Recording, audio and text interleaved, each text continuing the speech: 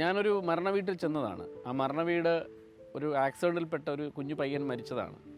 അവിടെ ചെന്നപ്പോൾ അവൻ്റെ മാതാപിതാക്കൾ, ബന്ധുമിത്രാദികളൊക്കെ വലിയ വിഷമത്തിലും സങ്കടത്തിലും ഒക്കെയാണ്.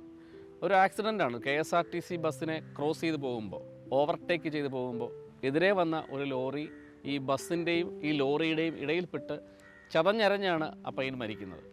അപ്പോൾ എൻ്റെ കൂടെ ഉണ്ടായിരുന്ന ഒരു സീനിയർ അഭിഭാഷകൻ അദ്ദേഹത്തിൻ്റെ പിതാവിൻ്റെ കയ്യിൽ പോയി ഇങ്ങനെ പിടിച്ചു. ദുഃഖത്തിൽ പങ്കുചേരുന്ന ഒരു ആംഗ്യഭാഷയാണ്, കയ്യിൽ പോയി പിടിച്ചു. ഉടനെ അദ്ദേഹം ആ പിതാവ് പറഞ്ഞ ഡയലോഗാണ്. സത്യത്തിൽ അത് ആ സമയത്ത് മരണവീടായതുകൊണ്ട് ചിരിച്ചില്ല എന്നേ ഉള്ളൂ. അദ്ദേഹം പറഞ്ഞത്, എൻ്റെ മകൻ അല്പം കൂടെ സ്പീഡുണ്ടായിരുന്നുവെങ്കിൽ കയറി അങ്ങ് പോയേനെന്ന്. എന്നാൽ അവൻ ബൈക്കിൽ പോയത് തെറ്റാണെന്നോ, ഞാൻ അവന് ബൈക്ക് എടുത്ത് കൊടുക്കാൻ പാടില്ലായിരുന്നുവെന്നോ, അല്ലെങ്കിൽ അവൻ ഇത്രയും സ്പീഡിൽ പോകാൻ പാടില്ലായിരുന്നോ എന്നല്ല ആ പിതാവ് പറഞ്ഞത്. അല്പം കൂടെ സ്പീഡ് ഉണ്ടായിരുന്നുവെങ്കിൽ അവൻ അതിൻ്റെ ഇടയ്ക്കൂടെ അങ്ങ് കവർ ചെയ്ത് പോയേനെ എന്നാണ് പറഞ്ഞത്. സത്യത്തിലൊരു മരണവീടായതുകൊണ്ട് ചിരിച്ചില്ല എന്നേ ഉള്ളൂ. ഞാനിപ്പോഴും ആ മനുഷ്യനെ ഓർക്കാറുണ്ട്.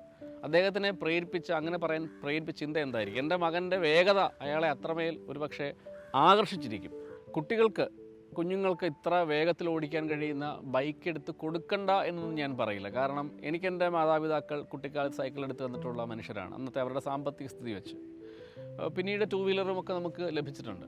അപ്പോൾ അത് എടുത്ത് കൊടുക്കണ്ട എന്ന് പറയുന്ന ഒരു മൂരാച്ചിയല്ല ഞാൻ. അത് കൊടുക്കണം. അല്ലെങ്കിൽ കുട്ടികൾ അത് അവർക്ക് ഇഷ്ടമുള്ള സ്ഥലത്ത് പോയത് ഓടിക്കും, മറ്റൊരാളുടെ ബൈക്ക് എടുത്ത് ഓടിക്കും. ഏറ്റവും വലിയ അപകടം പലപ്പോഴും പോലീസുകാരോട് പറഞ്ഞാൽ അവർ പറയുന്നത്, ഈ ബൈക്ക് ആക്സിഡൻറ്റിൽ മരിക്കുന്ന കുട്ടികളുടെ കണക്ക് പരിശോധിക്കുമ്പോൾ അവരെ മരിക്കുന്നതിന് ഇടയാവുന്ന കാരണം അവരുടെ സ്വന്തം ബൈക്കല്ല. അതാണ് അതിൻ്റെ പ്രശ്നം.